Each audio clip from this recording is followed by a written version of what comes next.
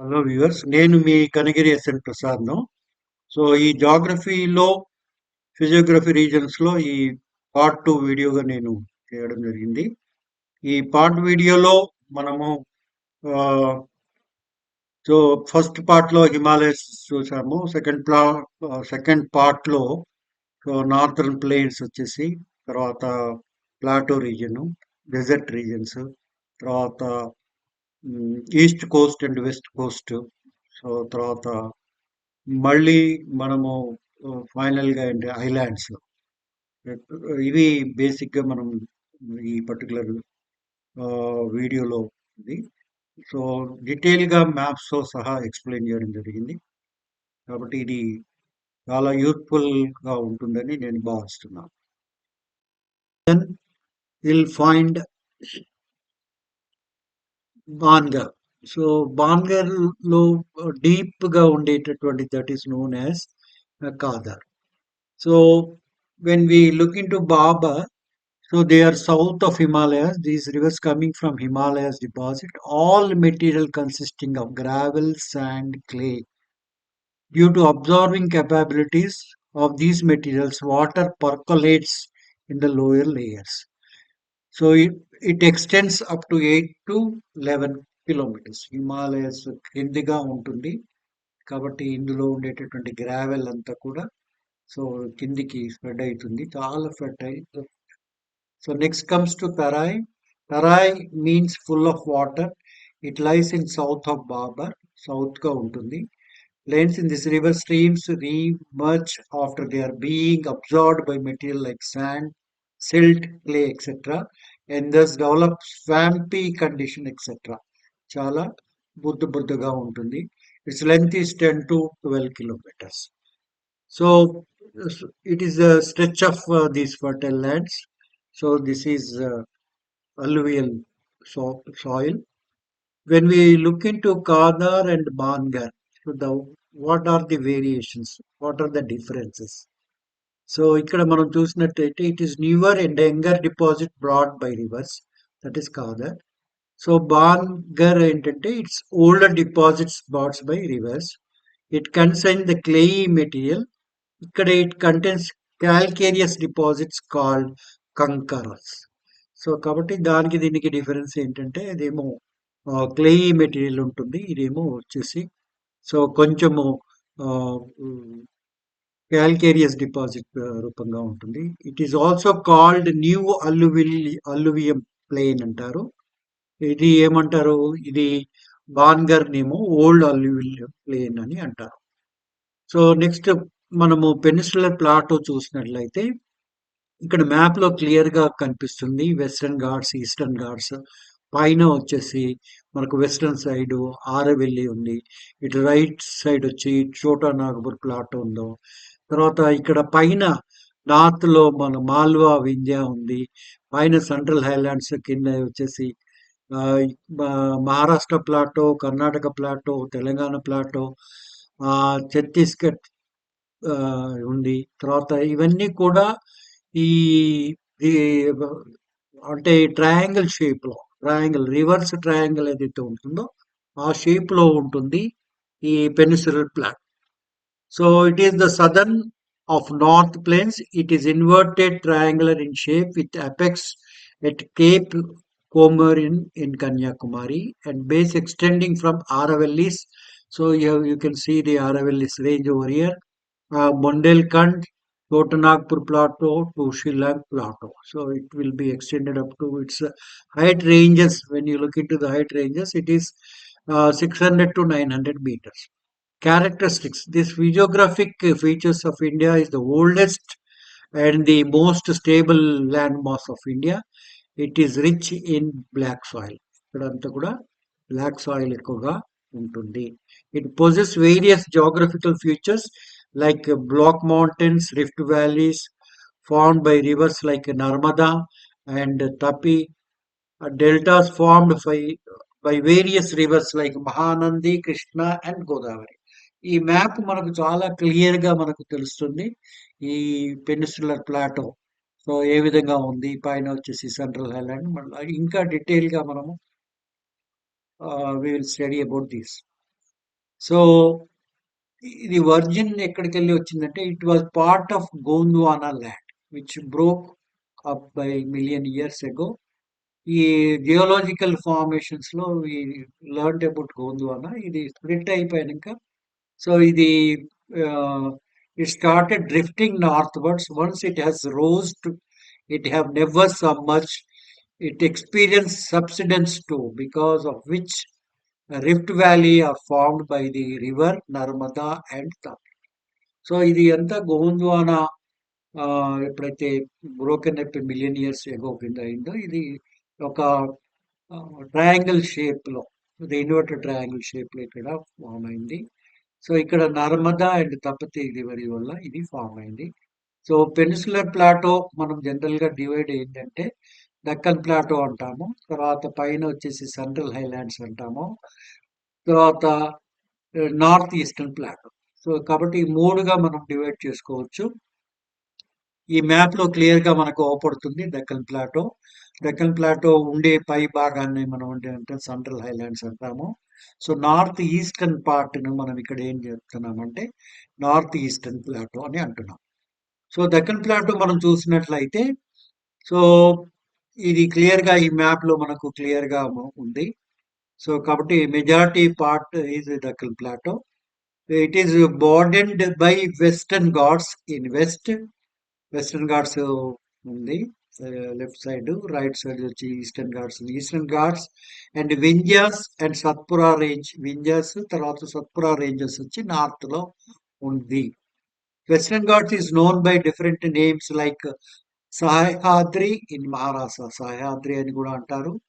Nilgiri hills in Karnataka, Karnataka వచ్చేసి దీన్ని మనం నీలగిరి హిల్స్ అంటారు. తమిళనాడు వచ్చి Annamalai hills in Kerala. So ఈ విధంగా మనము ఈ వెస్టర్న్ ఘాట్స్ లో different names based on their states we can demarcate. Deccan plateau consisting of two plateaus, అది Western Ghats and Eastern Ghats, ఈ రెండింటి మధ్యలో ఉంది. పైన మనకు ఈ సత్పురా రేంజ్ కింద ఉంది, పైన వచ్చేదంతా కూడా మనకు సెంట్రల్ హైలాండ్స్ కిందకి వస్తుంది. So Western Ghats and eastern ghat variation అంటే మనకి డిఫరెన్సెస్ మనం చూసినట్లయితే, సో వెస్టర్న్ ఘాట్స్ వచ్చి it runs parallel to western Coast of India. Western Coast parallel గా ఇది మొత్తం కంప్లీట్ గా ఎక్కడ కూడా బ్రేక్ లేకుండా ఉంటుంది. సో ఇక్కడ ఈస్టర్న్ ఘాట్స్ వచ్చి it runs parallel to eastern coast of India, eastern Coast నుంచి ఇది కూడా ఉంటుంది. It continues in nature western Ghats, but eastern Ghats మనకి ఇక్కడ బ్రేకప్ మనం క్లియర్ గా మనకి మ్యాప్ లో చూస్తున్నాము. It is source of various big rivers. So Western Ghats అనేది ఈ రివర్స్. సో ఇక్కడ ఈస్టర్న్ ఘాట్స్ వచ్చి it's not source of big rivers. So it is narrow then the Eastern Ghats, ఇది నారోగా ఉంటుంది, బట్ ఇట్ బార్డర్ ఈ ఈస్టర్న్ ఘాట్స్ వచ్చేసి చాలా బార్డర్ గా ఉంటుంది. సో మనం ఇంతకుముందు చెప్పినట్టు Anamudi 2685 metre is the highest peak of the Western Ghats. So ఇక్కడ వచ్చేసి అనై ముడింగ్, సో ఇది పీక్, హైయెస్ట్ పీక్. ఇక్కడ మనము ఈస్టర్న్ ఘాట్స్ లో వచ్చి దోడ బెట్ట 2637 is the highest peak of eastern Ghats. ఇక్కడ మనం ఇంతకుముందు చెప్పాము, ఇక్కడ దక్కన్ ప్లాటో పైన ఉండేదాన్ని మనము సెంట్రల్ హైలాండ్స్ అని అనుకున్నాము. సో ఈ సెంట్రల్ హైలాండ్స్ అంటే ఏంటి, మనం ఇక్కడ క్లారిటీగా వచ్చింది. దక్కన్ ప్లాటో మీద ఉండేటటువంటి భాగాన్ని సెంట్రల్ హైలాండ్ అన్నాం. ఈ మ్యాప్ లో మనం క్లారిటీగా క్లియర్ గా ఉంది. So it is bounded by Aravelli range in west. West వచ్చేసి ఆరవెల్లి రేంజ్, క్లియర్ గా మనకు ఆరవెల్లి ఇక్కడ కనిపిస్తుంది. And in west, Satpura range in north, Satpura range in north, and Chota Nagpur plateau in south, Chota Nagpur plateau in southern region లో ఉంది. This is the example of Relisit mountains eroded by wind. It's elevation మనం చూసినట్లయితే ఇది height ఎంత ఉంది అంటే 700 నుంచి 1000 మీటర్ల అబోవ్ సీ లెవెల్ ఉంటుంది. So which it's slope towards north east direction, ఇది నార్త్ ఈస్ట్ డైరెక్షన్స్ లో స్లోప్ కనిపిస్తుంది.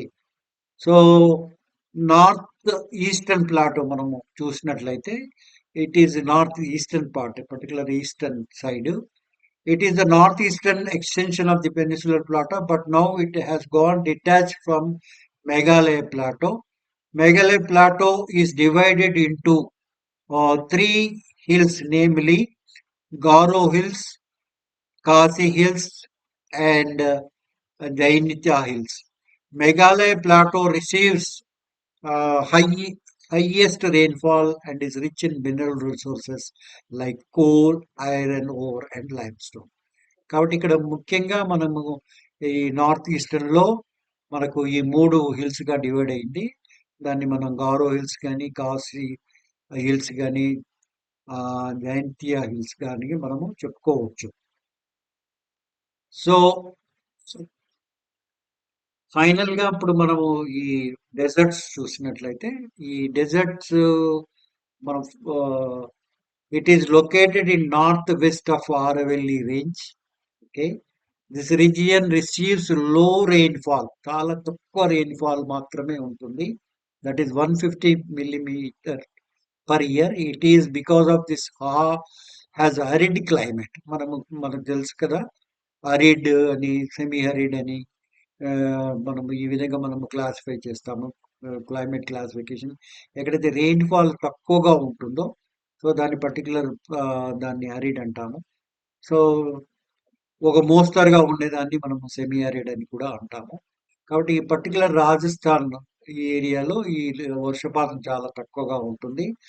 దీన్ని మరుస్తాలి అంటే బేసికల్లీ అంటే తక్కువ రెయిన్ఫాల్ పడేదాన్ని మనం చెప్తాము.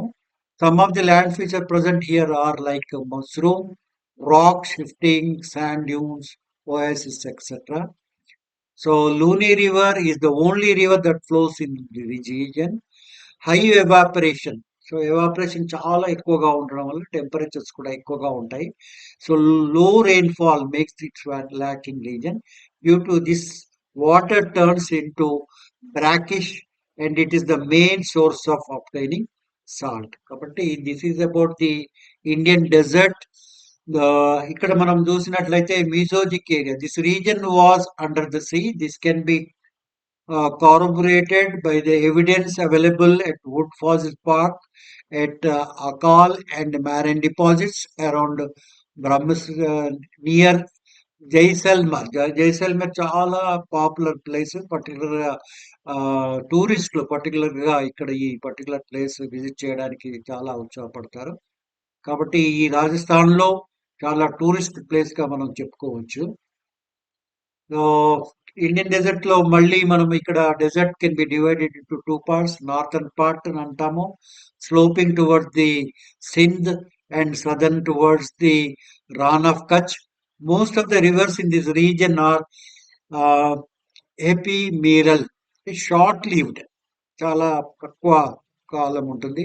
ద లూనీ లీవర్, ఇంతకుముందు మనం డిస్కస్ చేసినట్టు Luni river flowing in southern part of the desert is some significant low precipitation and high evaporation makes it a water deficit region. ఇక్కడ వాటర్ చాలా తక్కువగా ఉంటుంది కాబట్టి దీన్ని డెజర్ట్ ఏరియా అంటాము. ఇది అరిడ్ రీజన్ కిందికి వస్తుంది. There are some streams which disappear after flowing for some distance and present a typical case of inland drainage by joining a lake or playa. The lakes and the playas have brackish water which is the main source of obtaining the salt. ఈ salt అనేది వీటి ద్వారా, ఈ particular lakes ద్వారా, the lakes and the playas are brackish water. So దీని ద్వారా ఈ salt అనేది తయారు చేయబడుతుంది. ఇప్పుడు మనం కోస్టల్ ప్లేన్ గురించి మాట్లాడుకున్నట్లయితే ఇది సింపుల్. కోస్టల్ సైడ్ ఉండేటటువంటి కంప్లీట్ దాన్ని మనం ఏంటంటే మనము ఇక్కడ బే ఆఫ్ బెంగాల్ కానీ, అరేబియా సముద్రం, ఇది మనం చూసినట్లయితే కంప్లీట్ గా సో సదర్న్ రీజన్ అంటే మనం గుజరాత్ కిందుగా, తర్వాత ఇక్కడ ఒరిస్సా వరకు కూడా. సో ఈ కోస్టల్ ప్లేన్స్ ఎక్స్టెన్స్ ఉన్నాయి. ఈ కోస్టల్ ప్లేన్ ఎక్స్టెన్షన్ ఏంటంటే 6,100 kilometers extend అయి ఉంది. The narrow strip of land between either side of the coast and mountains ranges is called coastal plains. The coastal plains is divided into two parts. మనకు western ఉంటే western coastal plane అని, తర్వాత రెండోది ఏంటంటే eastern coastal planes అని కూడా మనం అంటాం. ఇప్పుడు వెస్టర్న్ కోస్టల్ ప్లేన్ మనం చూసినట్లయితే western coastal plains extend between Western Ghats and western coast. ఇంతకుముందు మనం చూసినట్లయితే వెస్టర్న్ ఘాట్స్ గురించి చదువుకున్నాము. So it turns from Rann of Kutch in Gujarat. ఇక్కడ గుజరాత్ ఇక్కడ నుంచి స్టార్ట్ అయ్యి ఇక్కడ క్లియర్ గా మనకు గుజరాత్ నుంచి మనకు చూస్తున్నాం ఈ లైన్, రెడ్ లైన్. ఇది కన్యాకుమారి వరకు సౌత్ వరకు ఎక్స్టెండ్ అయ్యింది. The rivers flowing through this coastal plain does not make delta. So the coastal plain have intended with support ports facilities like Mumbai. Ports is located on western coast of India. So famous port ఉంది. So ఈ ఇటువైపు western side వైపు it is divided further into following Coast. ఈ బొంబాయి మనం ఇక్కడ western Coast చూసినట్లయితే దీన్ని మనం ఏమంటామంటే Konkan coast between Daman and Goa. దీన్ని ఏమంటారు కొంకన్ కోస్ట్ అని, చాలా ఫేమస్. తర్వాత నెక్స్ట్ వచ్చేది Karnataka Coast between Goa and Karnataka. ఇది క్లియర్ గా మనకు కొంకన్ కోస్ట్ ఇక్కడ మనకు మ్యాప్ లో కనిపిస్తుంది. తర్వాత మనకి తర్వాత కర్ణాటక కోస్ట్ మనకు క్లియర్ గా కనిపిస్తుంది. తర్వాత ఇక్కడ కింద కూడా మనకు కన్యాకుమారి కోస్ట్ మనకు క్లియర్ గా ఇక్కడ 3 కోస్ట్ గా డివైడ్ అవ్వడం మన క్లారిటీగా క్లియర్ గా మనకి ఇక్కడ మ్యాప్ లో మనం చూస్తున్నాం. సో ఈస్టర్న్ కోస్టల్ ప్లేన్స్ మనం చూసినట్లయితే eastern coast it extends between Eastern Ghats and eastern coast of India. It extends from Kanyakumari to West Bengal. West Bengal వరకు కూడా ఇది ఎక్స్టెండ్ అయ్యింది. It's border coastal plain is compared to western coastal plain. So various rivers like Mahanandi, Godavari, Krishna river make the delta here. So it is again divided into 3 parts. ఇక్కడ మనం ఇంతకుముందు western Coast ఎట్లయితే divide అయిందో ఇక్కడ కూడా మనం చూడొచ్చు. ఇక్కడ కోరమండల్ కోస్ట్ అని, సో ఆంధ్ర కోస్ట్ అని, తర్వాత ఉత్కల్ ప్లేన్స్ అని 3గా ఇక్కడ డివైడ్ అయింది. ఈ కోరమండల్ కోస్ట్ వచ్చేసి between Kanyakumari to Madras. It is also called as Northern Circars అని కూడా దీన్ని పేరుతో పిలుస్తారు. Andhra coast it extends between Krishna and Mahanandi rivers. It covers maximum part of Andhra Pradesh state. Utkal plains it extends from Ganga to Mahanandi delta. It covers maximum parts of Odisha state. ఇది మనం దీన్ని clear గా మనకు క్లారిటీగా ఈ మ్యాప్ లో మనకు కనిపిస్తుంది. This is about coastal planes. So చివరిగా మనం ఈ ఫిజియోగ్రఫీలో నేర్చుకోవాల్సినటువంటిది ఐలాండ్స్. సో ఐలాండ్స్ మనం ఇక్కడ అరేబియన్ సీలో చూసాము, బెంగాల్లో కూడా ఈ ఐలాండ్స్ ఉన్నాయి. సో ఈ ఐలాండ్స్ అనేది చుట్టూ కంప్లీట్ గా వాటర్ ఉండి మధ్యలో భూమి ఉంటుంది. So island in area surrounded by water from all sides. చుట్టూ కూడా ఈ వాటర్ ఉండి ఐలాండ్. సో ఇక్కడ ముఖ్యమైనటువంటి ఐలాండ్ మనం చూసినట్లయితే Andaman and Nicobar islands are located in Bay of Bengal. ఇక్కడ అండమాన్ అండ్ నికోబార్, తర్వాత ఇక్కడ Bay of, so in Arabian సీలో ఉంటుంది. మళ్ళీ మనం క్లియర్ గా మనం చూసుకున్నట్లయితే Andaman Nicobar islands are located in Bay of Bengal. So Lakshadweep వచ్చేసి మనకు అరేబియన్ సీలో ఇవి ఉన్నాయి. సో ఇది బేసిక్ గా ఈ ఐలాండ్స్ తోటి మనకి ఫిజియోగ్రఫీ లెసన్ కంప్లీట్ అయిపోతుంది. సో మనం అండమాన్ అండ్ నికోబార్ ఐలాండ్స్ కోసం చూసినట్లయితే సో 572 స్మాల్ ఐలాండ్స్ కలిపి ఈ అండమాన్ అండ్ నికోబార్ ఐలాండ్స్ అవుతుంది. So it is divided into 2 groups, Andaman in north and Nicobar in south, and both are separated by 10 degree canal. So ఇవి 2 కూడా north and south, Andaman and Nicobar అనేది north and south గా ఈ 10 degree దాంతో divide అయింది. These islands are volcanic origin. ఇవి normal గా ఏంటంటే ఎక్కువగా మనకి ఈ వాల్కాన్స్ రావడానికి ఎక్కువ అవకాశం ఉంటుంది. So Barren Island is the only active volcano which is situated. సో ఇక్కడ చాలా కంప్లీట్ గా యాక్టివ్ గా ఉండేటటువంటి ఐలాండ్ ఏంటంటే Barren Island. Saddle Peak is the mountain peak found in Andaman islands.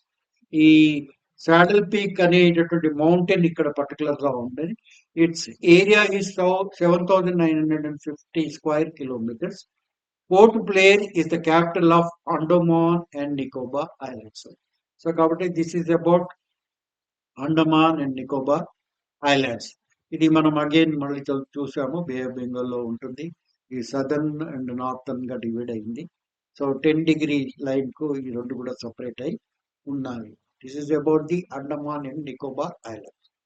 So when we look into Lakshadweep islands, so ఇది మనము Arabian సీలో ఉంది. సో ఇక్కడ లక్షద్వీప్ లో these islands are located in Arabian see.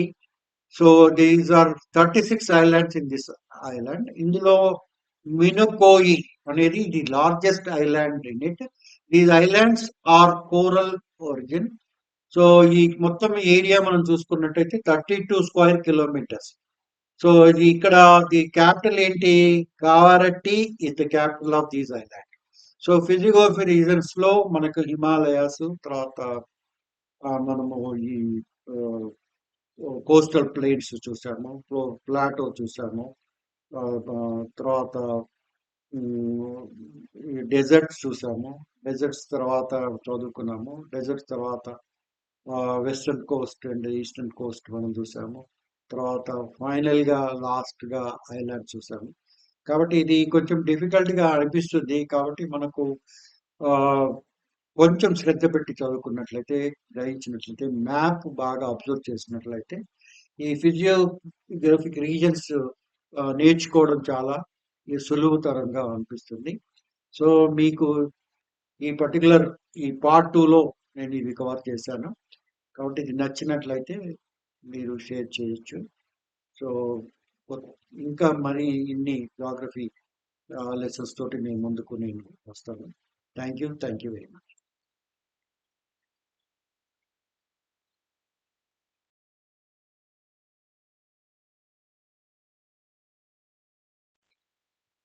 ఈ physiographic regions part 1 and part 2 ఒకవేళ మీకు నచ్చినట్లయితే, సో దీన్ని మీరు సబ్స్క్రైబ్ చేయండి. కామెంట్ రూపంలో మీరు ఇచ్చిన సజెషన్ ఫాలో అయ్యి ఇంకా ఇంప్రూవైజ్ చేయడానికి ప్రయత్నం చేస్తాను.